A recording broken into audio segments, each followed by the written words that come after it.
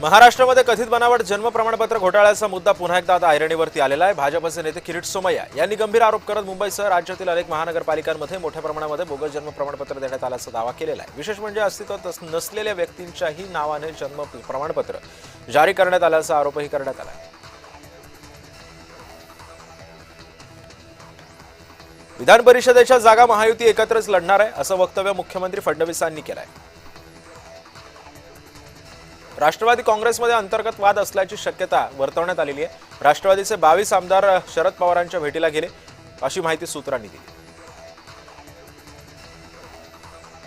शेतकऱ्यांच्या विविध प्रश्नांवरून पवार गट आक्रमक झालाय। छत्रपती संभाजीनगरमध्ये जिल्हाधिकारी कार्यालयावरती पक्षाच्या वतीने आंदोलन करण्यात आलं।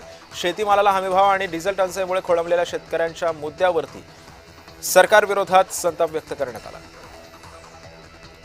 शरद पवारांच्या नेतृत्वामध्ये झालेल्या बैठकीमध्ये दोन्ही राष्ट्रवादीच्या विलीनीकरणाबाबत वरिष्ठांनी भूमिका मांडली आहे। यावर बोलताना पक्षाचे वरिष्ठ नेते जयंत पाटील आणि सुप्रिया सुळे यांच्याकडून भूमिका स्पष्ट करण्यात आली। या बैठकीमध्ये विलीनीकरणाच्या मुद्द्यावरती पडदा पडला असल्याचं सुद्धा सांगितलं जात आहे।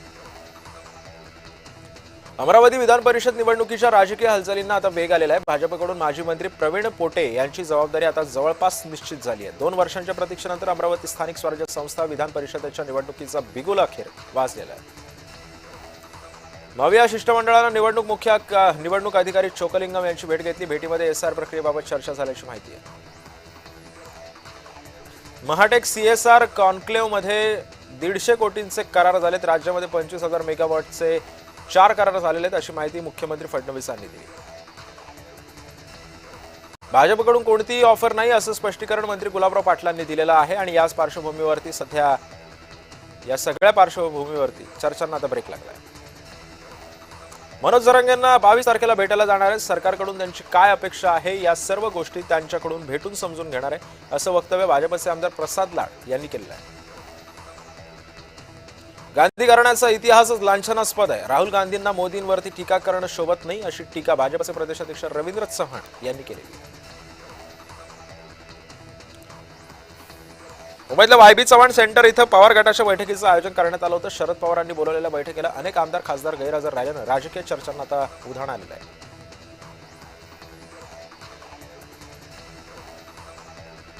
कल्याण रेल्वे स्थानकाच्या कारशेड इथं एका अल्पवयीन मुलीवरती अत्याचार करण्यात आल्याची घटना घडली।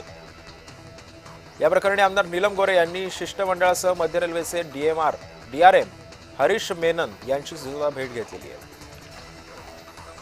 नीट पेपर फुटीची घटना अत्यंत गंभीर आहे। दोषींवरती कठोर कारवाई करावी अशी मागणी खासदार अशोक चव्हाण यांनी केलेली आहे आणि याच पार्श्वभूमीवरती सध्या चर्चांना ऊत आलाय। महाविकास आघाडीच्या प्रमुख नेत्यांनी केंद्रीय निवडणूक आयोगाचे महाराष्ट्र मुख्य कार्यकारी अधिकारी चोकलिंगम यांची भेट घेतली। यावेळी जयंत पाटील, काँग्रेसचे प्रदेशाध्यक्ष हर्षवर्धन सपकाळ, शशिकांत शिंदे, युवासेना प्रमुख आदित्य ठाकरे उपस्थित होते। काँग्रेसचे नेते राहुल गांधींनी रायबरेलीमध्ये सभेमध्ये पंतप्रधान मोदी आणि गृहमंत्री अमित शाह यांच्यावरती जोरदार टीका केली। मोदी शाह गद्दार आहेत असं वक्तव्य करत राहुल गांधी यांनी भाजप आणि आरएसएस वरती संविधान देशाच्या अर्थव्यवस्थेवरती हल्ला केल्याचा आरोपही केलेला आहे। पेट्रोल डिझेलचा साठा 1 महिन्याच्या शिल्लक असल्याची माहिती मंत्री छगन भुजबळ यांनी दिली। तसंच केरोसिनचा साठा सुद्धा मुबलक प्रमाणामध्ये असल्याचं भुजबळ म्हणाले। मनोज जरांगेंकडून प्रसाद लाड यांना चर्चेचं निमंत्रण देण्यात आलं। यासाठी जरांगे यांनी गावागावातील बैठका 23 तारखेपर्यंत थांबवल्या असल्याची माहिती दिलेली आहे। आमच्याशी दगाफटका करू नका असा इशारा जरांगे यांनी दिला आहे। तिसरी मुंबई मजबाई गोवा महामार्गावरील टोल आणि विमानतळ नामांतरण मुद्द्यावरून मनसे नेते संदीप देशपांडेंनी संतप्त प्रतिक्रिया दिली आहे। नवी मुंबई आंतरराष्ट्रीय विमानतळाला दिबा पाटलांचं नाव द्यावं अशी मागणी सध्या करण्यात आली। भाजपचे लोक यांना देव मानतात, ते प्रश्नांना घाबरतात का असा सवाल खासदार संजय राऊतांनी उपस्थित केला आहे। पंतप्रधान मोदी केवळ फिरण्यासाठी परदेशात जातात असाही घणाघात राऊतांनी केला।